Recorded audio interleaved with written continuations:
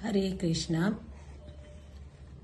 ಈ ಪಾರಾಯಣದಲ್ಲಿ ನಾವು ಗೀತಾ ಪ್ರೆಸ್ ಪ್ರಕಟಿಸಿರುವ ಶ್ರೀಮದ್ ವಾಲ್ಮೀಕಿ ರಾಮಾಯಣ ಗ್ರಂಥವನ್ನು ಆಧಾರವಾಗಿ ತೆಗೆದುಕೊಂಡಿದ್ದೇವೆ. ಈ ಗ್ರಂಥದಲ್ಲಿರುವ ಮೂಲ ಪಾಠವನ್ನು ಒಂದು ಅಕ್ಷರವನ್ನು ಬದಲಾಯಿಸದೆ, ಯಾವುದೇ ಸೇರ್ಪಡೆ ಅಥವಾ ತಿದ್ದುಪಡಿ ಮಾಡದೆ ಯಥಾವತ್ತಾಗಿ ಪಾರಾಯಣ ಮಾಡಲಾಗುವುದು. ಇದರ ಉದ್ದೇಶ ಮಹರ್ಷಿ ವಾಲ್ಮೀಕಿಗಳ ದಿವ್ಯವಾಣಿಯನ್ನು ಅದರ ಮೂಲ ಸ್ವರೂಪದಲ್ಲಿಯೇ ಎಲ್ಲರಿಗೂ ತಲುಪಿಸುವುದು. ನಮ್ಮ ಅಭಿಪ್ರಾಯಗಳು ಅಥವಾ ವ್ಯಾಖ್ಯಾನಗಳು ಗ್ರಂಥದ ಮೇಲೆ ಹೇರದೆ ಮೂಲ ರಾಮಾಯಣವನ್ನು ಅದು ಇರುವಂತೆಯೇ ಗೌರವದಿಂದ ಓದುವ ಒಂದು ಸಣ್ಣ ಪ್ರಯತ್ನ ಇದಾಗಿದೆ. ಮಹರ್ಷಿ ವಾಲ್ಮೀಕಿಗಳು ರಚಿಸಿದ ಶ್ರೀಮದ್ ವಾಲ್ಮೀಕಿ ರಾಮಾಯಣವು ಕೇವಲ ಒಂದು ಮಹಾಕಾವ್ಯವಲ್ಲ. ಅದು ಧರ್ಮ, ಸತ್ಯ, ಪ್ರೀತಿ, ತ್ಯಾಗ ಮತ್ತು ಆದರ್ಶ ಜೀವನದ ಮಾರ್ಗದರ್ಶಿಯಾಗಿದೆ. ಈ ಕಥಾ ಪಾರಾಯಣದಲ್ಲಿ ನಾವು ಗೀತಾ ಪ್ರೆಸ್ ಪ್ರಕಟಿಸಿರುವ ಶ್ರೀಮದ್ ವಾಲ್ಮೀಕಿ ರಾಮಾಯಣದ ಕಥೆಯನ್ನು ಅದರ ಮೂಲ ಭಾವಕ್ಕೆ ಯಾವುದೇ ಧಕ್ಕೆಯಾಗದಂತೆ ಸರಳವಾಗಿ ಮತ್ತು ಕ್ರಮಬದ್ಧವಾಗಿ ಓದುತ್ತೇವೆ. ಇದು ಪ್ರವಚನವಲ್ಲ, ಪಾಂಡಿತ್ಯ ಪ್ರದರ್ಶನವೂ ಅಲ್ಲ. ಒಂದು ಕುಟುಂಬದ ಸದಸ್ಯರಂತೆ ಎಲ್ಲರೂ ಸೇರಿ ಶ್ರೀರಾಮನ ಜೀವನಯಾನವನ್ನು ಅನುಭವಿಸುವ ಒಂದು ಸಣ್ಣ ಪ್ರಯತ್ನ. ಈ ಪವಿತ್ರ ಕಾರ್ಯವು ನನ್ನ ಸಾಮರ್ಥ್ಯದಿಂದ ಆರಂಭವಾದದ್ದಲ್ಲ. ಭಗವಾನ್ ಶ್ರೀಕೃಷ್ಣನ ಅನುಗ್ರಹ, ಆಶೀರ್ವಾದ ಹಾಗೂ ಅವರ ಅನುಮತಿಯಿಂದ ಈ ಸಣ್ಣ ಸೇವೆಯನ್ನು ಆರಂಭಿಸುವ ಅವಕಾಶ ನನಗೆ ದೊರೆತಿದೆ ಎಂದು ನಾನು ನಂಬಿದ್ದೇನೆ. ನಾನು ಯಾವ ವಿದ್ವಾಂಸಿಯೂ ಅಲ್ಲ, ಪ್ರವಚನಕಾರ್ತಿಯೂ ಅಲ್ಲ.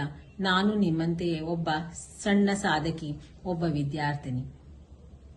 ಶ್ರೀಮದ್ ವಾಲ್ಮೀಕಿಯನ್ನು, ರಾಮಾಯಣವನ್ನು ನಿಮ್ಮೆಲ್ಲರೊಂದಿಗೆ ಸೇರಿ ಓದುವ, ಕಲಿಯುವ ಮತ್ತು ಒಂದು ಸಣ್ಣ ಪ್ರಯತ್ನ ಇದು ಅಷ್ಟೇ.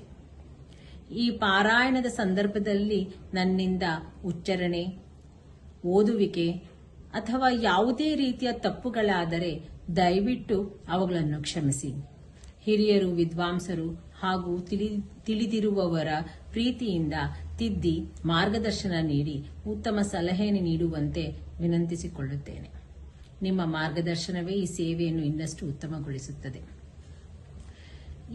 ಈ ಸೇವೆಗೆ ನಾನು ಕರ್ತೆಯಲ್ಲ. ನಾನು ಕೇವಲ ಭಗವಂತನ ಕೈಯಲ್ಲಿರುವ ಒಂದು ಚಿಕ್ಕ ನಿಮಿತ್ತ ಮಾತ್ರ. ಈ ಕಾರ್ಯವು ನಿರ್ವಿಘ್ನವಾಗಿ ನಡೆಯಲಿ, ನಮ್ಮೆಲ್ಲರ ಜೀವನದಲ್ಲಿ ಭಕ್ತಿ, ಧರ್ಮ, ಜ್ಞಾನ ಮತ್ತು ಶಾಂತಿ ನೆಲೆಸಲಿ ಎಂದು ಶ್ರೀ ಸೀತಾರಾಮಚಂದ್ರರ ಹಾಗೂ ಭಗವಾನ್ ಶ್ರೀಕೃಷ್ಣರ ಪಾದಾರವಿಂದಗಳಲ್ಲಿ ಪ್ರಾರ್ಥಿಸುತ್ತೇನೆ. ನಾವೆಲ್ಲರೂ ಸೇರಿ ಈ ಪವಿತ್ರ ಪ್ರಯಾಣವನ್ನು ಆರಂಭಿಸೋಣ. ಶ್ರೀರಾಮನ ಆದರ್ಶ ಜೀವನದಿಂದ ಪ್ರೇರಣೆ ಪಡೆದು ನಮ್ಮ ಬದುಕನ್ನು ಸುಂದರವಾಗಿಸೋಣ. ಜೈ ಶ್ರೀರಾಮ್. ಈಗ ಮೊದಲ ವಾಲ್ಯೂಮ್ ಆದ ಶ್ರೀಮದ್ ವಾಲ್ಮೀಕಿ ರಾಮಾಯಣದ ಪ್ರಥಮ ಖಂಡದ ಅಧ್ಯಯನ ಮಾಡಲಾಗುತ್ತದೆ. ಬಾಲಕಾಂಡ ಮತ್ತು ಅಯೋಧ್ಯಕಾಂಡ. ಇದರಲ್ಲಿ ಪ್ರಥಮ ಕಾಂಡದಿಂದ ನಾವು ಪಾರಾಯಣವನ್ನು ಶುರು ಮಾಡೋಣ. ಪ್ರಥಮ ಕಾಂಡ, ದ್ವಿತೀಯ ಕಾಂಡ, ತೃತೀಯ ಕಾಂಡ, ಈ ತರ 3 ಪುಸ್ತಕಗಳಿದೆ. ಅದರಲ್ಲಿ ಪ್ರಥಮ ಕಾಂಡದಲ್ಲಿ ಬಾಲಕಾಂಡ ಮತ್ತು ಅಯೋಧ್ಯಕಾಂಡದ ಬಗ್ಗೆ ವಿವರಣೆ ಇರುತ್ತದೆ ಮತ್ತು ದ್ವಿತೀಯ ಕಾಂಡದಲ್ಲಿ ಅರಣ್ಯಕಾಂಡ, ಕಿಷ್ಕಿಂಧ ಕಾಂಡ ಮತ್ತು ಸುಂದರಕಾಂಡ ಇದರ ವಿವರಣೆ ಇದರಲ್ಲಿರುತ್ತದೆ.